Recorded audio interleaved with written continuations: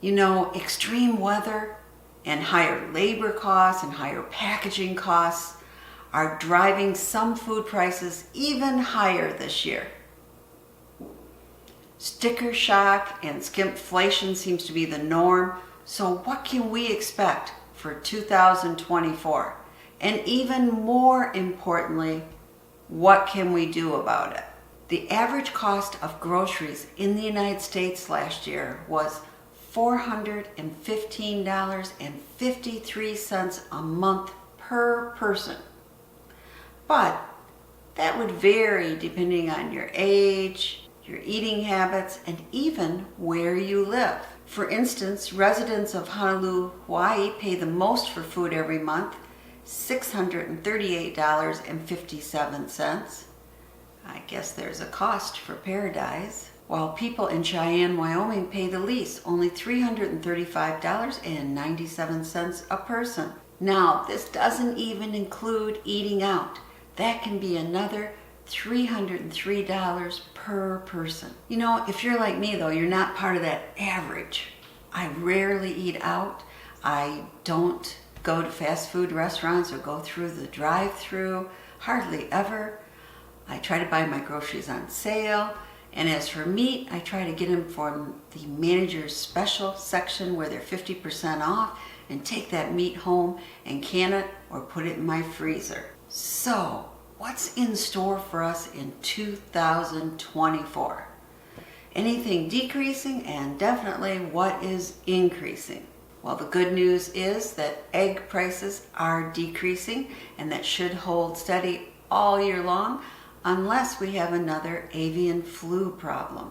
So sugar and coffee prices will also decline, and the price of wheat has went down because there is more production and less demand globally. So the price of flours went down, and that means the price of cereal and bread should also go down in 2024. But now for the bad news. The American Farm Bureau has warned that we could soon see record high beef costs. And it's due to drought and the rising costs of food and supplies to maintain the cattle herd.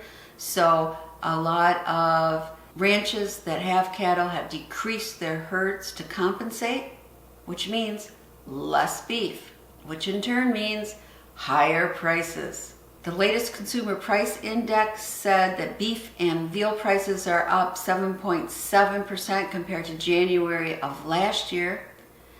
And more specifically, ground beef is up 5.5%, roast 6.7%, and steaks are up a whopping 10.7%. And they say overall, beef and veal prices are expected to increase 5.8% this year. So, what can you do about it? Well, one thing is to eat less meat, right? Or eat more inexpensive meat. Chicken is cheaper, but now actually the price of pork has also decreased. Pork prices are estimated to decrease 1.4%. And of course, always buy your meat on sale. That will save you a lot of money, and hopefully you can can it up or put it in your freezer. So your best bet is really to eat less beef. I am still shocked by the cost of butter. It now, unless it's on sale, is almost $5.50 a pound. And peanut butter has also increased, but olive oil has increased to a record high. And that's because of the drought they were experiencing in the Mediterranean. So expect higher prices on fats and oils this year. So what can you do? Well, use less fat in your cooking. Use your air fryer.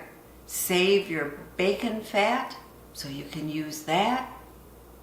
And of course, buy butter on sale and freeze like I do.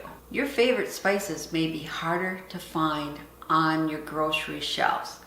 I know I have had a problem occasionally, and not even hard to find, but if you do find them, they might be much more expensive than they used to be. And this is again due to climate problems in Vietnam and India. It has decreased our supply for black pepper, cinnamon, nutmeg, and garlic powder. So, when you're looking for your favorite spice, expect the prices to have increased. So what can you do?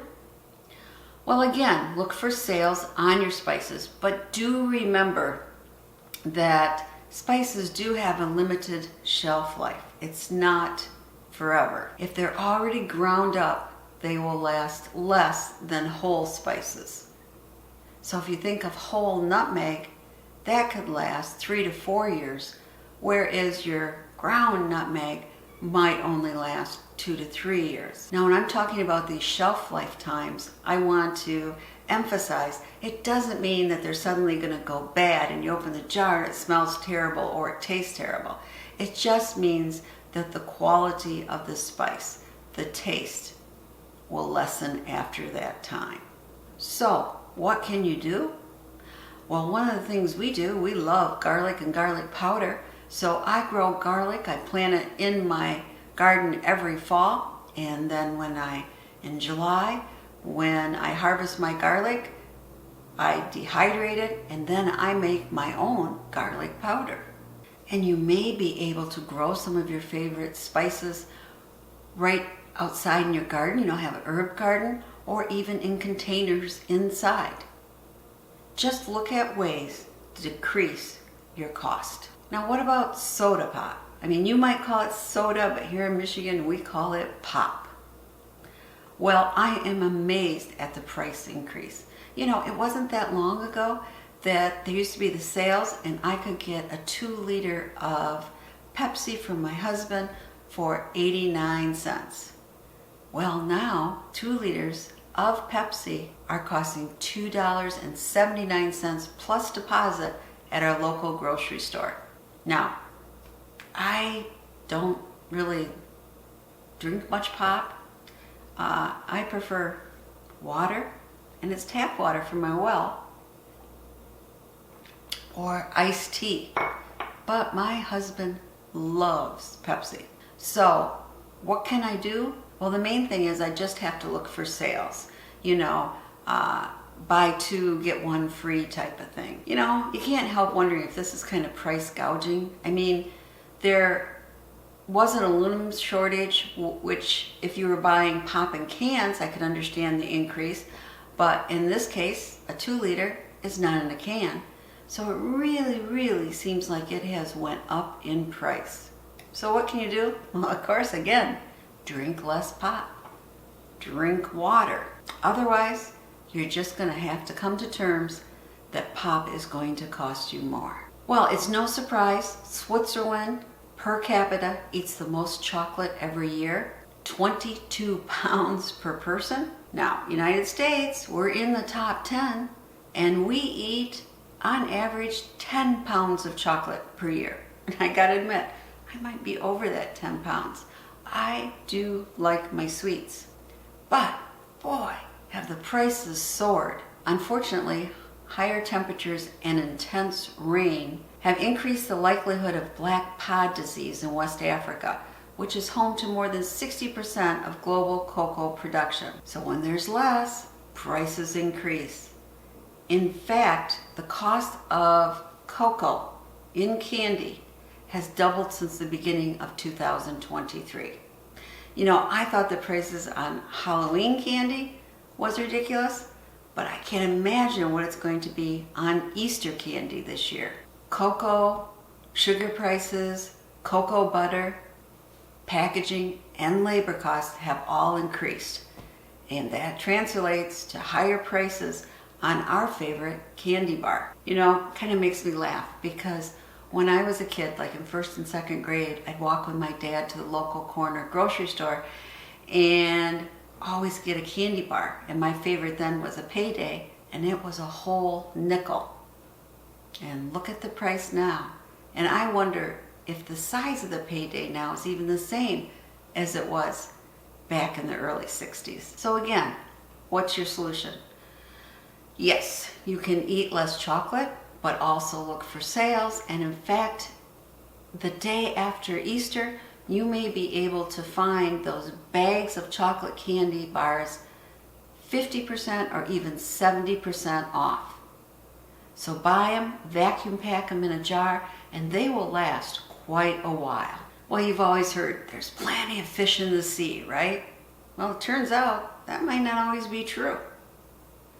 Due to climate change, water pollution, and overfishing, there may be less fish and seafood available. And it's too bad because fish is good for you, right? It's healthy to eat. Now, actually, salmon prices, which have shot way up, have came down slightly. And shrimp prices have decreased slightly because of an overabundance of shrimp. But while that's true for shrimp, it certainly isn't true for crawfish.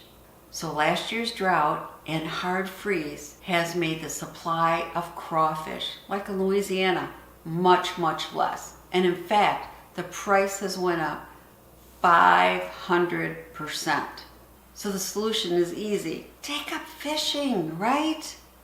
You don't have to have all that expensive equipment, big boat, expensive reels and all that. You just need a simple fishing pole. And you can fish from shore or a dock. And to me, panfish is the best kind of fish. It's my favorite. But if you do have a river or stream nearby, you can fish for salmon when they're running or get some wonderful tasting rainbow trout. It's a wonderful activity to have with your family, with your kids, with your grandkids, and it will put food on your table. And you can always freeze up that fish or can it so it can last all year long. And I suppose if you're really industrious, you could even start aquaponics at home. What about our furry friends? Pet inflation is definitely a thing. It has outpaced the national inflation rate for many years. Just look at this chart. The prices for pet food are 73.35% higher in 2024 when compared to 2005. And the average inflation rate has been 2.94% per year. Pet food producers are still facing higher costs, higher supplies, and that's going to lead to higher retail prices. And when you looked at that chart, you could see that your vet visits may cost more also. So what can you do?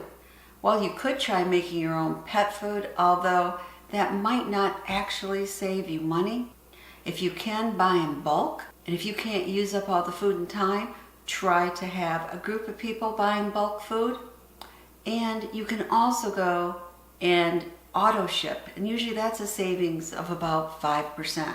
So if you have any ideas how we can save on these items, be it pet food, fish and seafood, beef, chocolate, or even pop, please comment below. And if you want to know my top 10 everyday cooking food storage essentials, watch this.